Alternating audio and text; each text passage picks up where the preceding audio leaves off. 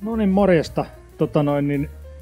Ihan nopea pikku video siitä, miten tällaisen perusklapikoneen saa huomattavasti tehokkaammaksi ja nopeammaksi halkomatyökaluksi. Ja nämä jutut on sitten jokainen tekee ihan omalla vastuulla, mutta kuitenkin.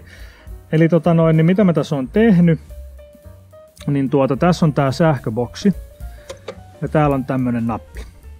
Tää on ennen ollut tää koko komeus vaakatasossa niin, että nappi on näyttänyt tänne oikeaan suuntaan. Ja sieltä siis jouduttu toisella kädellä operoimaan ja tästä sitten toisella kädellä. Ja se on muutaman pöllin jos teet, niin se on ihan sama. Mutta jos paljon teet, niin se hidastaa. Se on todella hidasta oikeasti niin. Ja mikä siinä on myös toinen, niin näin yhden käden tekniikalla sulta vapautuu pöllin käsittelyyn ja puiden käsittelyyn toinen käsi kokonaan, mikä nopeuttaa myös. Me näytän sitä sitten kohta. Mutta mitä mä oon tehnyt, niin mä oon kääntänyt tämän sähköboksin vaakatasosta pystytasoon, se on nyt ylöspäin ja nappi on tässä nyt. Ja sit mä oon parista puun kappaleista rakentanut tähän tällaisen vivun, mikä tätä painaessa painaa nappia. Ja nyt kun mä käytän tätä vapautusvipua, niin mä painan samalla tätä virtavipua tässä, joten ihan yksinkertainen juttu, sarana laitettu tonne, ei mitään ihmeellistä. Voin säädellä tätä erikseen ja hyvin herkästi toimii sormella käyttää tätä virtaa, tai sitten voin painaa tästä suoraan kokonaan. Ja sitten tää toinen juttu, eli toinen niksi. Se on niinkin yksinkertainen kuin tämmönen puupalikka. Olisiko 20 senttiä vähän reilu, näitä voi sahata monen mittaisia sitten. Niin tää on tällainen juttu.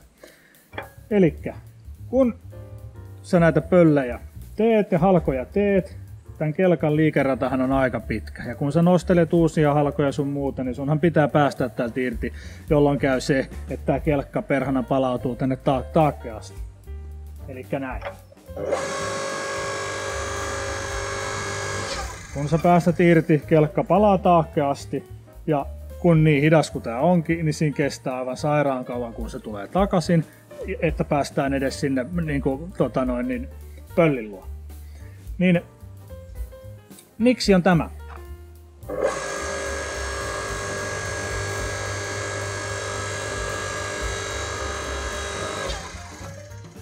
Noin. Eli tää palikka estää nyt sen kelkan kokonaan palautumisen tonne ja se nopeuttaa ihan mielettömästi hommaa, koska sun ei aina tarvi odottaa, että se kelkka tulee täältä tänne eteen pöllikän luokke. Otetaan tästä nyt ihan normaali pöllikkä tohon, niin jos ajatellaan, että näitähän voi nyt olla, jokainen tekee minkä kokoisia pituisia haluu, mutta niin voi myös silloin tehdä näitä stoppareita, minkä kokoisia ja pituisia haluaa. Niin silloin voi pitää sen kelkan aina siinä kohtaa, missä haluaa. Ja sen jälkeen, kun on hommat lopettanut, niin sitten ottaa ton stopparin pois ja antaa kelkan palautua ja heittää pressun päälle ja lähtee muihin hommiin. Mutta niin se on toinen. Ja sitten tästä stopparihommasta kanssa sama kuin tuosta sähköhommasta, että jokainen tekee sit omalla vastuulla. En tiedä, että aiheuttaako tää jotain ongelmaa tälle mekanismille tai koneelle, mutta tää on nyt olisiko 5-6 vuotta, 5 vuotta ainakin tää klapikone itsellä ollut ihan joka kesäisessä kovassa käytössä ja on ollut nämä patentit tässä paikallaan, että ei ainakaan omalle koneelle ole käynyt minkäännäköistä vahinkoa. Mutta mä näytän vielä nopeasti, että kuinka nopeasti käy, kun näillä nikseillä pistetään yksi pöllikkä tästä palasiksi. Hyvä.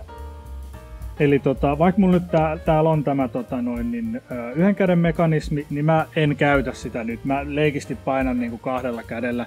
Ja sen lisäksi mä en käytä tätä toistakaan juttua. Niin mulla on tässä, tehdään yksi pölli alkuperäisellä tavalla ja toinen pöllikkä tehdään tasan samalla lailla, mutta näitä niksejä käyttäen, niin huomaatte kuinka kätevästi tää homma käy.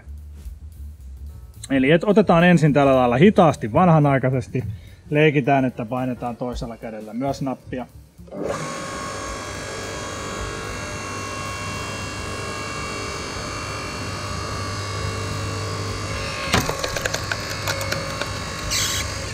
Noin, ja nyt kun meillä me ei voida tällä vanhalla alkuperäisellä tavalla operoida yhdellä kädellä, niin me jouduttiin päästämään irti ja nyt sitten jatkuu homma.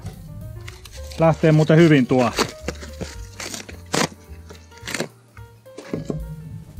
Ja nyt sitten uudestaan leikitään.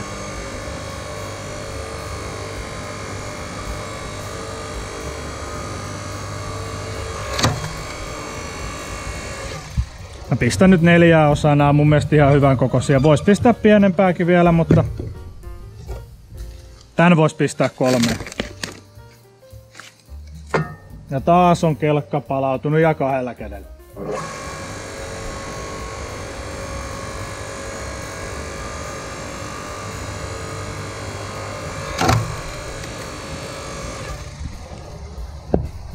No nyt kerettiin vähän vastaan.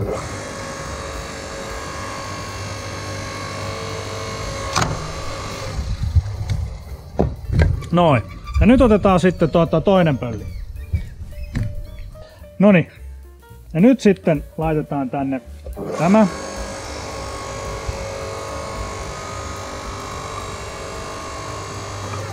Nyt on vähän lyhyempi pölli, voisi olla vaikka vielä pitempi toi. Mut nythän tää homma lähtee niin, että nyt meillä operoidaan täysin tällä yhdellä kädellä, plus että meillä on tää stoppari ja sen lisäksi niin nythän meillä jää vielä toinen oikea käsi kokonaan vapaaksi, millä me voidaan pyöritellä tätä ja auttaa pienimisessä. Eli nyt katsotaan kuinka nopeasti tää käy.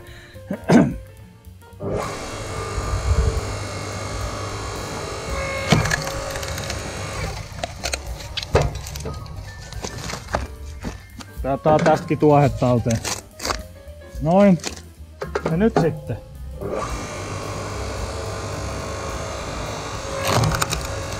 Naps. Naps.